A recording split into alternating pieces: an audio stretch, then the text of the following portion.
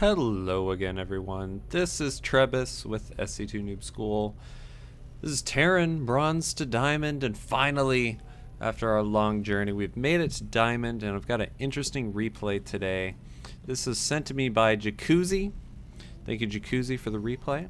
And this is going to be mostly about scouting and an overreaction to scouting. Because really, there's one thing that happens in this game that's a really big deal, and then there's some repercussions to that, and there's some decisions that Jacuzzi makes that end up losing him the game when this could have been kind of an easy win. So, like I said, we're going to be talking about scouting mostly, and the first thing I just have to point out is your very initial scout. You want to keep this scout in here as long as possible. If you're against Protoss, the only thing that can deny your scout is a stalker. Maybe a sentry. Certainly not a zealot. If you're against Zerg, then only Zerglings, or maybe a queen is going to deny your scouting. And Terran, it's obviously Marine. So, leaving this base at this time with just seeing the Cybernetics Core come out is not good. Not good at all, because you're not going to be able to see the second gas. And that second gas tells you an incredible amount. So it's absolutely vital to see that gas. However, I will say Jacuzzi has a follow-up scout that I love. I want to start doing this myself. I don't know why I don't, because it's incredibly cool. I don't know, I just like it. He ends up getting a Reaper here after laying down the command center. So this is a 1 barracks expand. I would have recommended certainly walling off here, because just a strong push with a couple zealots and even just pushing a stalker and zealot across the map could be pretty deadly. But it is going to be a Reaper after this command center. And the Reaper's going to come in and see something very interesting. Oh, a Dark Shrine. So at this point, Jacuzzi has basically no information, and then he sees the Dark Shrine, and he knows what is up. So, what's the reaction here when you see the Dark Shrine? Well, first of all, you need to know if he's going to cancel it, because he might just cancel it and go into something completely different, so you don't want to overreact. However, getting an engineering bay, #1 thing. As soon as I see the Dark Shrine, get the engineering bay. Also, since we're seeing that Dark Shrine and we have already got this command center out, we should be in a huge lead after we deny these DTs. And even if the Protoss has to, let's say he cancels the Dark Shrine after we leave and decides to go for something else, we should still be ahead, because he invested in all that tech and all that time and didn't get to do anything with it. So we're going to see here, he is letting the Dark Shrine keep going, and then the Reaper is chased out, although he does live.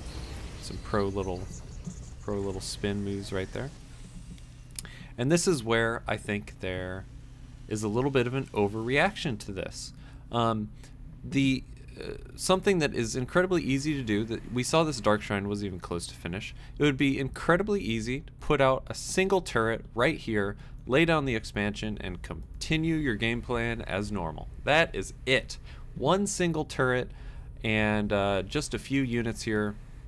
Enough units, maybe a turret and a bunker. Either way, a very small investment, and he would be able to do just fine. The other thing to watch out for is maybe he could get a robotics and try to warp in here somewhere as well with a pylon and a observer, but probably not very likely. Anyway, so this expansion should have no trouble coming out. However, improper turret placement. Like I said, here would have been a great spot for a turret. It would have protected the main and protected here. Because of that improper turret placement, this expansion is going to have some trouble coming out, and Jacuzzi is actually so afraid of these DTs that the expansion is just going to float right back home. And we're going to also, the other part of this overreaction we're going to see is some teching to something that is not going to do him any good. Well, let's go ahead and keep going. So this expansion should have been up for quite a long time. And while he's trying to get it up, Jacuzzi's not putting on any aggression whatsoever. These barracks, I think there was an opportunity. Say we didn't get this factory in Starport. Maybe we were able to get the orbital command up here faster, or just leave it in their base. I think adding maybe 2 reactors here and then getting combat shield, I think could have been just a nice little timing where you could just get a bunch of units, save up like 2 scans, and then just push out across the map. The Protoss hasn't even taken map control with the DTs, which is kind of amazing. But yeah, just push out around this timing, because the Protoss, what is the Protoss really going to do after his failed DTs? Well, he's going to have to expand, basically, if he has any chance. He's going to have to expand or all in. And his all in with units is going to be really weak. Our 3 barracks should be able to match whatever he can do. I would skew more towards Marines, because Marines will do better versus Zealots, which you know he's going to have to be making a lot of Zealots since he spent all that money on the DTs. So I think there is an opportunity here to maybe have gotten combat shield, probably combat shield over stim, 2 reactors here instead, and then just push out with a lot of Marines. But there was no urgency to do this kind of aggressive response, and the urgency to get the expansion up was not really there. And so we end up at this spot where it's actually 60 supply versus 60, or 65. The Terran is barely in the lead. The Protoss has an expansion up. He's not been pressured at all, so he's gotten 6 warp gates up. He's getting charge. He's getting, for some reason, he's getting the shield upgrade instead of armor. Whatever. I guess since he's going Zealot Archon.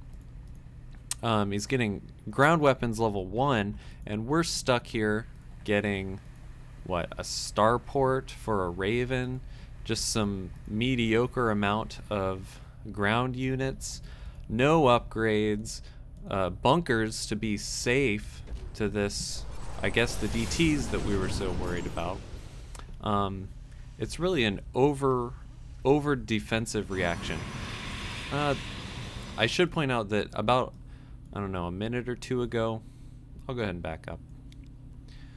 A little bit more. There was a scan that went down. Jacuzzi did scan. It's going to scan any minute. There we go.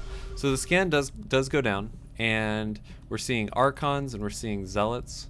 No upgrades on them yet, but I think it's pretty safe to assume that that's probably the composition he's going to be going for, is going for Zealot Archon, because he's got, it's like, if you invest in this tech, the best thing you can do when it fails is to do some continuation on that, and the continuation in this case is to make Archons, because you're still using all this stuff you invested.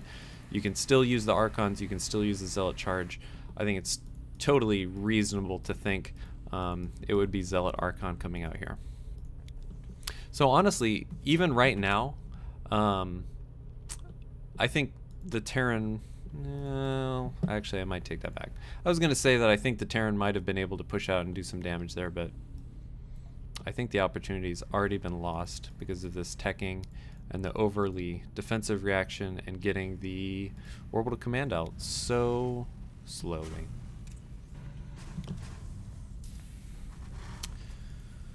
Okay, so I think the smart thing to do would have been, obviously, to get this expansion out quicker, to do some kind of 2-base push. Instead of using all this tech to get a starport for a Raven, sorry, Ravens are bad. Especially versus Zealot Archon. I mean, point defense drone's not going to do anything. Freaking auto turret, no. I think instead of getting a Raven or this factory and all that stuff, would have been much better off getting some infantry upgrades. And so now is the time where Jacuzzi says, hey, look at me, I got a Raven. I can finally see these DTs. Let's push out on the map, and oh crap. Raven dies instantly. And here's the big mistake of the game. Or the other big mistake of the game. He pushes out here. Armies are I mean, the Protoss' army is better. But he says, where am I going to go? Am I going to go through this hole? Because he's got to get behind the bunkers. Is he going to go through this hole, or is he going to try to go up here? And he goes up here to load the bunker, and all of his units get in this terrible, terrible position. Most of them aren't even firing. They get obliterated by the Zealots. And there's just, these bunkers are getting nice repairs on them, but there's just not enough units to kill anything. And that was really, I mean, that's the end of the game. Pretty handily right there.